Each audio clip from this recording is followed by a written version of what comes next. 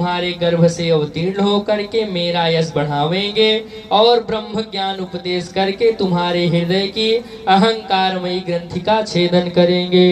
विदुर जी इस प्रकार कर्दम के आदेश में गौरव बुद्धि होने से देवहूति के उस पर पूर्ण विश्वास किया और वह निर्विकार जगत गुरु भगवान श्री पुरुषोत्तम की आराधना करने लगे।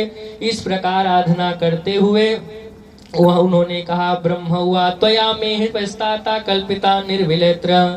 तो ब्रह्मा जी ने कहा कि हे प्रिय कर्दम जी, तुम दूसरों को मान देने वाले हो। तुमने मेरा सम्मान करते हुए जो मेरी आज्ञा का पालन किया है, इससे तुम्हारे द्वारा निष्कपट भाव को मैं पिता की सबसे बड़ी सेवा यही करना चाहिए कि जो आज्ञा ऐसा कह करके आदर पूर्वक आपने आदेश दिया था, मैंने उसका पालन किया। श्री विदुर जी से मैत्री जी कहते हैं, तवा स्वम जगत्राष्टा कुमारो सह नारदैः।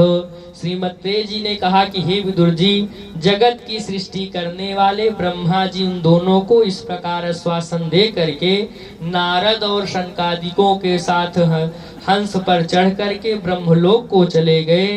ब्रह्मा जी के चले जाने पर कर्दम जी ने उनकी आज्ञा के अनुसार मरीचि आदि प्रजापतियों के साथ अपनी कन्याओं का विधि पूर्वक विवाह कर दिया।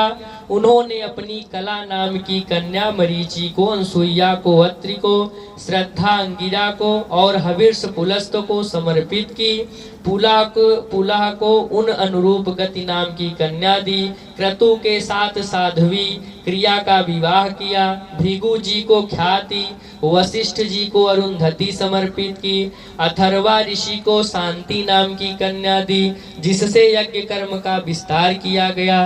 कर्दम जी ने उन विवाहित ऋषियों का उनकी पत्नियों के साथ खूब आदर सत्कार किया। विदुर जी इस प्रकार विवाह हो जाने पर वे सब ऋषि कर्दम जी की आज्ञा लेकर के अति आनंद पूर्वक अपने आश्रम को चले गए। श्री भगवान उवाच।